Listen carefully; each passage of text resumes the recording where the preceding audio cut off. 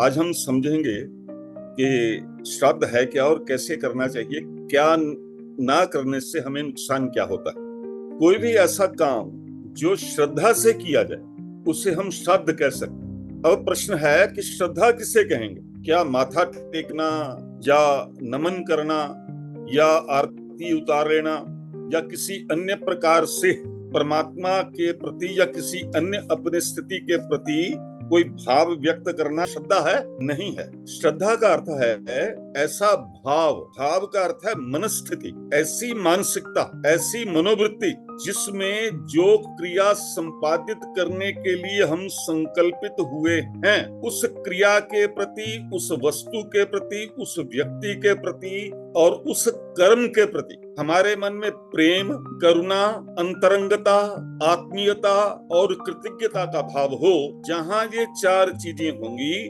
वह कर्म श्रद्धा पूर्ण होगा। जब हम श्राद्ध के प्रति सोचते हैं तो ये निश्चित मानिए कि ये कर्म अत्यंत श्रद्धा पूर्ण किए जाने वाला कृत्य है। क्यों ऐसा कहें? क्योंकि श्राद्ध हमारा पितरों के प्रति है। पितर का अर्थ है मेरे जो पूर्वज हैं। प्रत्येक व्यक्ति की 3 पीढ़ियां उसके पितर हैं।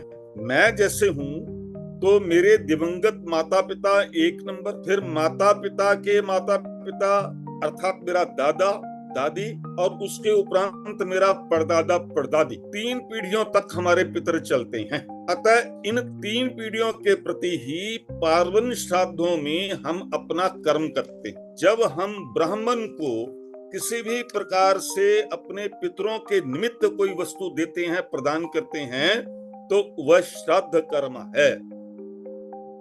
अतः यहाँ पर अनेक समस्याएं होंगी, यानी कि विचारधारा बदलती रही है। विचारधारा में अनेक प्रकार के परिवर्तन आए हैं।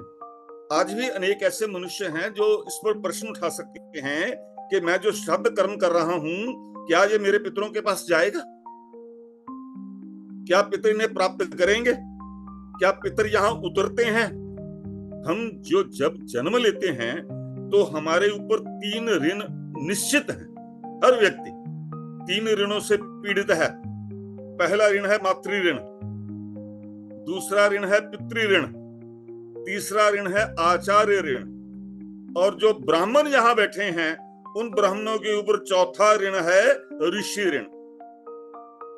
इसीलिए ऋषि पंचमी में ब्राह्मणों की स्त्रियों को पूजा करने का विधान है। ऋषि पंचमी हमारा सनातन धर्म या वैदिक यानी के दृष्टिकोण, अगर ना भी सनातन धर्म हम कहें तो जो वैदिक दृष्टिकोण है यह पूर्णतया वैज्ञानिक दृष्टिकोण है। इस समय जो महीना चलेगा श्राद्ध का, तो जैसे जैसे हम उस श्राद्ध के पास जाते जाएंगे पितरलोक धरती के समीप आता जाएगा।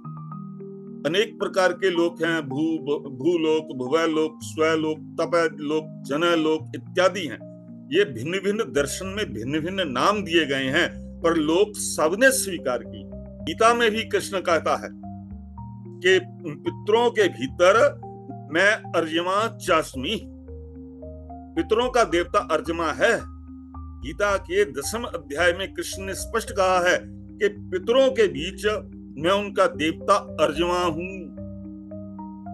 जब कृष्ण अपनी विभूतियों का दर्शन करते हैं, प्रकट करते हैं, तो वहां अगर वे अर्यमा देवता के साथ अपनी सन्निधि स्थापित करते हैं तो अर्थ है कि श्राद्ध में किया गया प्रत्येक कर्म परमात्मा तक निवेदित हो रहा है, और इसीलिए परमात्मा तक निवेदित होने के कारण ही यह पितरों को संतुष्टि प्रदान करता है। ये चंद्रलोक के समीप, जैसे ही चंद्रलोक इनका लोक है, अर्यमा इनका देवता है, 8 वसु उनके सहयोगी हैं, 12 आदित्य उनके सहयोगी हैं, 11 रुद्र उनके सहयोगी।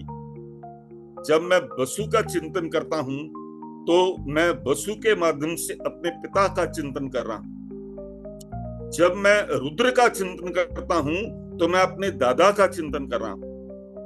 जब मैं आदित्यों का चिंतन करता हूं तो वह मेरे परदादा का चिंतन है। इसलिए जब भी ऋषियों ने इसका निमंत्रण दिया है, यानी कि इसमें हमें आह्वान करना पड़ता है मंत्र हैं, ऐसे श्लोक उपलब्ध हैं।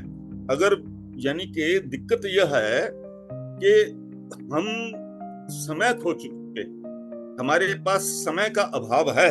परिणामतः आज हमने श्राद्ध को केवल ब्राह्मण को भोजन देने तक ही सीमित कर दिया। ठीक है, और ये प्रक्रिया गलत है। जब हम किसी भी प्रकार की हवन इत्यादि अपने घर में करते हैं तो सर्वप्रथम देवता का आह्वान किया जाता है। ध्यान दें कि जो श्राद्ध कर्म है ये पितरों के प्रति प्रत्येक मनुष्य की कृतज्ञता है। मैंने पितरों के पिता इत्यादि के माध्यम से जन्म लिया। जन्म लेकर के मैं, अगर मेरा पिता मर गया, मृत्यु हो गई, वह देहांत के उपरांत चला गया है, तो पिता की संपत्ति का अधिकारी हो गया हूं।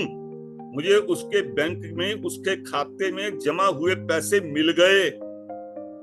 जैसे मृत्यु के उपरांत पिता की संपत्ति मुझे मिली है, उसी प्रकार मेरे द्वारा पिता के प्रति किया गया श्राद्ध कर्म मेरे पिता को मिलता है। इसलिए ये बेहद सशक्त, शाश्वत, सिद्ध और वेद समर्थित कर्म है। ऋग्वेद, यजुर्वेद, अथर्ववेद में सैकड़ों मंत्र उपलब्ध हैं। इसके ऊपर मेरी एक रचना भी है, मैं आपके बीच किताब में भेज दूंगा, श्राद्ध का वैज्ञानिक विवेचन।